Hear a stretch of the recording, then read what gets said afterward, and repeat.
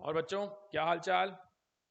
आज हम ले आए सिस्टम ऑफ पार्टिकल्स का अपना 10वां वीडियो। और ये वीडियो जो डिस्कस करेगा वो एक इंपॉर्टेंट टॉपिक को डिस्कस करेगा जो हमने अभी तक टच नहीं किया है। लास्ट वीडियो में हमने बहुत डिटेल में समझा कि अगर एक बॉडी जो है वो अगर ट्रांसलेट कर रही थी तो क्या होता है, रोटेट कर रही है तो क्या होता है, राइट। और हमने 3-4 टर्म्स ऐसे सीखे जहां पे हमने देखा कि हम अलग अलग एक्सिस के अराउंड हम मोमेंट ऑफ इनर्शिया कैसे निकाल पाएंगे और काइनेटिक एनर्जी और एंगुलर मोमेंटम कैसे निकालेंगे फॉर रोटेटिंग बॉडीज, राइट। तो हमने वो तो समझ लिया है। आज के वीडियो में हम जो देखने वाले हैं which consist of majorly 3 parts, right। 3 parts हैं बेसिकली। सबसे पहला पार्ट हम कवर करेंगे which is conservation of angular momentum. ये हम आज के एक वीडियो में कवर करेंगे और इसी के कंटिन्यूएशन में हम चलेंगे जब हम मूवमेंट ऑफ प्लेनार बॉडीज देखेंगे। If you remember the 6th और 5th वीडियो, हमने वहां देखा था कि मोशन 3 टाइप के हैं, राइट। रोटेशन, प्योर ट्रांसलेशन, और एक मोशन होता है जहां पे बॉडी रोटेट करते हुए आगे बढ़ती है, राइट। तो वो रोटेशन और ट्रांसलेशन जब साथ में होता है तो उसको हम बोलते हैं प्लेनार मोशन। और प्लेनर मोशन में हम देखेंगे कि हम displacement, velocity, acceleration, momentum, kinetic and angular momentum, ये सारी चीजें कैसे फाइंड कर सकते हैं ये हमें पता चलेगा। आज के वीडियो में हम पहले ध्यान देंगे कंजर्वेशन ऑफ एंगुलर मोमेंटम पे, और इसी के कंटिन्यूएशन के अगले वीडियो में हम देखेंगे प्लेनार मोशन के बारे में कि हम ये तीनों चीजें कैसे फाइंड कर सकते हैं। चलते हैं कंजर्वेशन ऑफ एंगुलर मोमेंटम पे। कंजर्वेशन ऑफ एंगुलर मोमेंटम बहुत कॉम्प्लिकेटेड नहीं है, बिकॉज जैसे आपने पढ़ा हुआ है conservation of linear momentum, right. इसी वीडियो के स्टार्टिंग में हमने देखा था कि अगर एक्सटर्नल फोर्स किसी बॉडी पे नहीं लग रहा है तो कंजर्वेशन मोमेंटम जो है, linear momentum, mass into velocity जो है वो कंजर्व्ड होती है, राइट। अगर आप ये आदमी को देखें तो ये जब भी अपने हाथों को दूर ले जाता है तो इसकी स्पीड जो है, एंगुलर स्पीड जो है वो कम हो जाती है, और जब ये नजदीक ले आता है तो इसकी एंगुलर स्पीड अचानक से बढ़ जाती है, जबकि उस पर ना कोई एक्स्ट्रा टॉर्क है ना कोई फोर्स है जो उसकी वेलोसिटी को कम ज्यादा कर पाए, राइट। सो ये ऐसा क्यों हो रहा है? न्यूटन्स लॉ क्या कहता है अगर रोटेशन में लगाया जाए तो? ये कहता है कि यार dl/dt, angular rate of change of angular momentum, अगर आप पता करते हैं तो वो होता है equal to the external torque. ये second law for linear motion से मैंने पिक किया है, वहां पे हमने सीखा था rate of change of momentum is equal to external force. ये कहता है कि यार अगर कोई एक्सटर्नल टॉर्क है ही नहीं, एक्सटर्नल टॉर्क जो है वो जीरो है, अगर एक्सटर्नल टॉर्क जीरो है तो ये पूछ रहा है कि फिर क्या dl/dt भाई जीरो होना चाहिए। और किसी भी चीज का डिफरेंशिएशन कब जीरो होता है बच्चों? जब उसकी क्वांटिटी कांस्टेंट होती है। अगर l कांस्टेंट है तब जाके हमारा जो रोटेशन है या हमारा जो कांस्टेंट वैल्यू है वो आती है, राइट। तो हमने dl/dt जीरो कैसे पता किया भाई? टॉर्क अगर एक्सटर्नल जीरो है तो हम बोलेंगे dl/dt जीरो है, और इस बंदे पे कोई टॉर्क एक्सटर्नल नहीं लग रही है तो इसका dl/dt जो है वो जीरो होना चाहिए। मतलब इस बंदे का एंगुलर मोमेंटम जो है वो कंजर्व्ड होना चाहिए, राइट। अब अगर हमें ये समझना है कि ये ऐसा कैसे कर पा रहा है तो हम एक और एग्जांपल लेते हैं, एक फिगर स्केटर का, राइट। अगर वो आइस पे स्केटिंग कर रहा है, आप नोटिस करोगे कि जब वो घूमता है तो जैसे ही वो अपने हाथों को नजदीक ले आता है तो उसकी वेलोसिटी सडनली बहुत हाई हो जाती है, राइट। ऐसा कैसे हो रहा है हम ये देखते हैं। हमने angular momentum of rotating bodies देखा है, L is equal to I omega, right, I omega.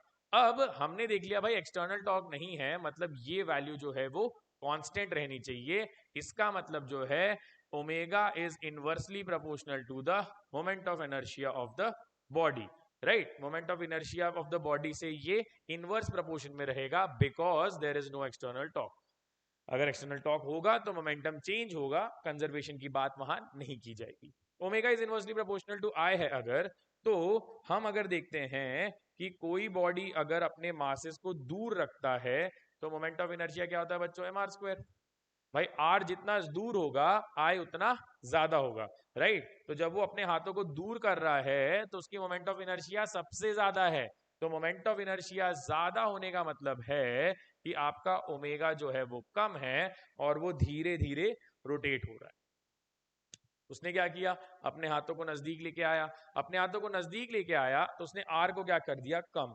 जब आर को घटाओगे तो इनर्शिया घट जाएगा, कम हो जाएगा, and because of that the moment of inertia decreases and omega has to increase drastically for maintaining the balance, right। इसी को हम कहते हैं conservation of angular momentum and a lot of sports events use this property to understand और to gain omega. ठीक है, तो बहुत सिंपल सा कंसेप्ट है, लेकिन बहुत सारे सवाल लगाए जाते हैं इस पे, तो आपको पता होना चाहिए कि यार एंगुलर मोमेंटम आप कंजर्व कब कर सकते हैं, कैसे कर सकते हैं, और उसका कॉन्सिक्वेंस क्या होता है। कॉन्सिक्वेंस सिंपल है भाई, मोमेंट ऑफ इनर्शिया बदलोगे तो ओमेगा बदलेगा। कैसे बदलेगा? इन दोनों का मल्टीप्लीकेशन कांस्टेंट रहना चाहिए। ठीक है, अगर ये नहीं समझा कोई दिक्कत नहीं, आ जाओ एक एग्जांपल देख लो।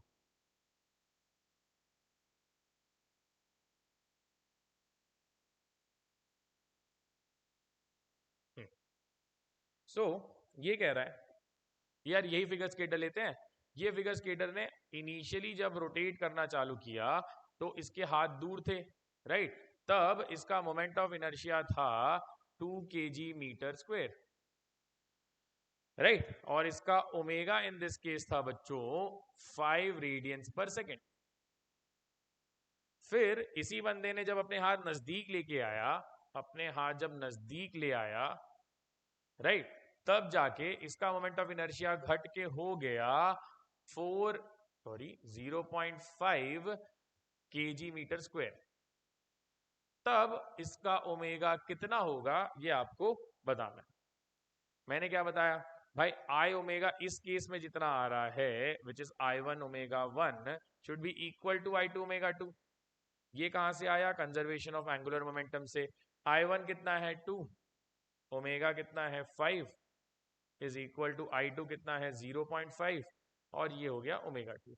ये 1 जा, ये 10 जा, ω2 आ गया आपको 20 रेडियंस/सेकेंड। उसकी स्पीड जो है वो बढ़ के 20 रेडियन/सेकेंड हो जाएगी because of the change in moment of inertia, और उसको अपना एंगुलर मोमेंटम जो है उसको कंजर्व रखना है। ठीक है, आई होप ये चीज क्लियर हो गई होगी आपको। अगर नहीं भी क्लियर हो गई होगी तो चलो एक क्वेश्चन और देख लो। ये सवाल देखो, a thin circular ring of mass m and radius r is rotating about its axis with an angular speed omega. Two particles having mass m are now attached to diametrically opposite points. The angular speed of the ring will become. अब अगर आपने मास attach किया है तो आपने external torque तो कुछ लगाया नहीं है, बस उस पर मास रख दिया है, राइट? तो उसका रोटेशन जो है, एंगुलर मोमेंटम जो है वो कंजर्व्ड होना चाहिए। एंगुलर मोमेंटम अगर कंजर्व्ड होना चाहिए तो रिंग का initial angular momentum about this axis चाहिए, that will be I1 ω1। I1 कितना है? सेंटर के अबाउट I1 होता है रिंग का mr²/2 इंटू ω1 कितना है omega. This is your equation 1। I2 ω2 कितना आएगा?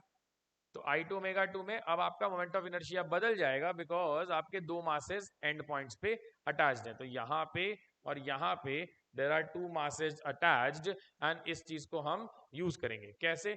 I2 की वैल्यू आ जाएगी mr²/2 plus 2 small mr² into ω2, right? अगर आप इसको इक्वल कर देते हैं एंगुलर मोमेंटम के अकॉर्डिंगली, तो इक्वल होने पे क्या कट जाता है बच्चों? mr² कट जाता है, राइट? और हमें ω2 क्या आ जाता है? ω2 आ जाता है, अगर आप इसको सिंप्लीफाई करते हैं, कितना है? Axis two particles having mass m are attached at diametrically opposite points, yes. So 2mr² वहां ऐड हो गया।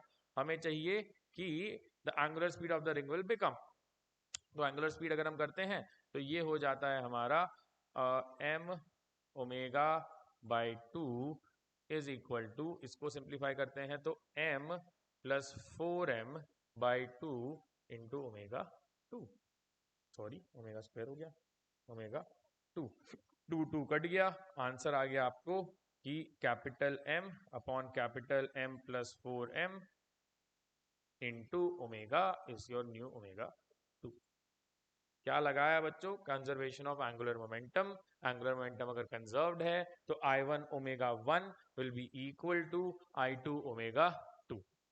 आई होप यहां तक आपको समझ रहा होगा। बहुत कॉम्प्लिकेटेड सा कंसेप्ट नहीं है, लेकिन इसे बहुत बार पूछा जाता है सवालों में और बच्चे बहुत मिस्टेक करते हैं। मिस्टेक ये होता है यार कहाँ लगाना है, कौन मोमेंट ऑफ इनर्शिया कैसे चेंज हुआ, मोमेंट ऑफ इनर्शिया की वैल्यू क्या हो गई, ये सारी चीजें मिस हो जाती है। ठीक है, तो आप इसको ध्यान से समझ लो कि कैसे लगाना है, मोमेंट ऑफ इनर्शिया कैसे लगाना है, और बाकी चीजें हम कर लेंगे। ये सवाल बहुत अच्छा है बिकॉज ये बहुत सवाल सिंपल है, लेकिन इसमें बहुत मिस्टेक होती है। क्या बोल रहा है? A person sitting formally over a rotating stool has his arm stretched. if he folds his arms, his angular momentum about the axis of the rotation. यार स्टूल वाला एग्जांपल अभी तो किया, वो अगर अपने हाथों को ऐसे लेके खड़ा था, फिर घूम रहा था गोल गोल गोल गोल, और फिर उसने अपने हाथ नजदीक किए, तो क्या हो गया? उसकी ओमेगा बढ़ गया। ओमेगा बढ़ गया मतलब एंगुलर मोमेंटम बढ़ गया, मतलब इंक्रीज, और आपको मिल गया -1। यार मैं जो बोल रहा हूँ उसको फॉलो मत करो ना, जो तुमने देखा उसको फॉलो करो। इसने ये नहीं पूछा कि ओमेगा को क्या हुआ, इसने पूछा कि एंगुलर मोमेंटम को क्या हुआ, राइट? और हमने क्या बोला कि यार अगर ऐसा हो रहा है कि वो हाथ बाहर करके अंदर कर रहा है तो उसकी ओमेगा बढ़ती है, मोमेंट ऑफ इनर्शिया कम होता है। लेकिन मोमेंट एल की वैल्यू जो है, एंगुलर मोमेंटम की जो वैल्यू है, वो क्या होती है? Remains unchanged, because this is a case of conservation of angular momentum. ठीक है, तो कंजर्वेशन ऑफ एंगुलर मोमेंटम बहुत सिंपल सा कंसेप्ट है, लेकिन बहुत जगह जैसे मैंने बताया कि आपको लगाने के पहले सोचना होता है कि आप क्वेश्चन को कैसे सॉल्व करेंगे। ठीक है, एक और सवाल लेते हैं जो इन दोनों को मिक्स करेगा। ठीक है, अब ये बोल रहा है कि यार यहाँ पे एक रॉड है, ये सेंटर ऑफ मास है उसका, और यहां से इस रॉड की लेंथ पे या a/4 डिस्टेंस पे एक बॉडी स्मॉल m मास की, ये कैपिटल M है, ये आ रहा है v वेलोसिटी से।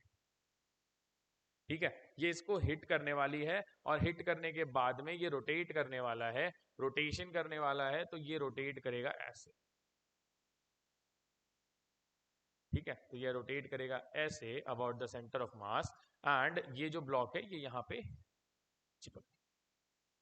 ठीक है, तो ये m इधर है, ये कैपिटल M है। इसका सवाल मेरे से ये है कि मुझे ये बताओ कि ये ओमेगा कितना होगा। ठीक है, तो पहला काम तो बहुत सिंपल है यार, ये आके टकराने वाला है, मतलब इलास्टिक कोलिजन करने वाला है। इलास्टिक कोलिजन ये बोलता है कि initial momentum mv is equal to final momentum. Final momentum कितना हो जाएगा इसका? फाइनल मोमेंटम, हाँ, तो फाइनल मोमेंटम हमें चाहिए, तो फाइनल मोमेंटम हम ले लेते हैं, इस पॉइंट की वेलोसिटी ले लेते हैं v।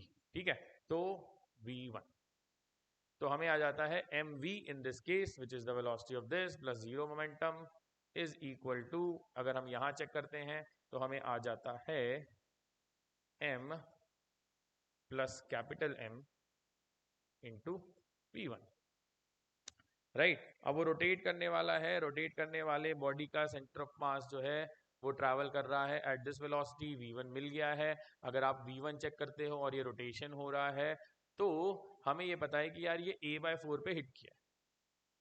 v1 क्या है? This is the velocity of the centre of mass. ठीक है, velocity of centre of mass है ये, तो ये v1 जो है वो इसकी वेलोसिटी है जो आ गई है ना। ये बोलता है यार velocity of centre of mass तो मिल ही गया है, अब हमें चाहिए ओमेगा। ओमेगा कैसे मिलेगा? तो बोलता है यार एंगुलर मोमेंटम भी तो कंजर्व्ड है। इनिशियल एंगुलर मोमेंटम अगर आप निकालते हो तो mv इंटू a/4 है, और आफ्टर कोलिजन अगर आप निकालते हो तो I इंटू ओमेगा है ना? तो mv into a/4 is equal to, mv into a/4 is equal to I into omega. I कितना है हमारा? इसका हो जाएगा ma²/3, और इसका हो जाएगा यहां से m डिस्टेंस, तो स्मॉल m, सेम मास ले लो यार, कैलकुलेशन इजी हो जाएगा। सेम मास ले लो, तो ये सेम मास होके यहाँ भी आ जाएगा आपको, मास मास कट, v1 हो जाएगा v/2। ये लीनियर वेलोसिटी से आ जाएगा, अगर लीनियर वेलोसिटी नहीं है तो एंगुलर वेलोसिटी से आ जाएगा कैपिटल ma², है ना, इंटू क्या करेंगे? ओमेगा। अब ये आ जाएगा आपको mva/4 is equal to 4ma²/3 omega. m cut गया, राइट, और a भी कट गया, तो हमें कितना आ रहा है ओमेगा? ओमेगा आ रहा है 3v/4 into 4, so 16, right. So pure rotation पे ये आंसर आएगा, प्योर ट्रांसलेशन पे ये आंसर आएगा, दोनों साथ में होंगे तो दोनों को हम वेक्टोरली ऐड कर सकते हैं। ठीक है, और वो मैंने सिखा ही दिया है कि दोनों, अच्छा दोनों साथ वाले जैसे मैंने बोला कि प्लेनर मोशन नहीं किया, इसलिए इन दोनों को अलग अलग सॉल्व किया है। ठीक है, अगर वो v1 वेलोसिटी से जा रहा होता आगे की तरफ, तो सेंटर ऑफ मास का हम v1 वेलोसिटी निकाल सकते हैं v/2 bye in elastic collision. अगर आपका रोटेशन हो रहा होता सिर्फ, तो रोटेशन वाले केस में आप कैसे निकाल सकते हो? कंजर्वेशन ऑफ एंगुलर मोमेंटम से। दोनों से आपको आंसर इंडिविजुअली मिल जाएंगे और उस आंसर को आप यूज कर सकते हो। ठीक है, तो कंजर्वेशन ऑफ एंगुलर मोमेंटम की कहानी तो यहीं तक है, यहां तक आप इसे रिवाइज कीजिए। अगले वीडियो में जैसे मैंने बताया इसी के कंटिन्यूएशन में हम आएंगे लेके प्लेनार मोशंस की बॉडी, और वहां पे होगा हमारा लास्ट टॉपिक सिस्टम का, सिस्टम ऑफ पार्टिकल्स का, जिसमें हम प्लेनार मोशन और प्योर रोलिंग सीखेंगे। And then will be done with this huge chapter, and I hope आपको सारी चीजें अभी तक समझी होगी। तब तक आप ये रिवाइज कीजिए, कोई डाउट हो तो कमेंट सेक्शन में मुझे बताइए, और हम अगर और क्वेश्चंस पिक करना चाहते हैं तो आप मुझे पूछ सकते हैं। Thank you.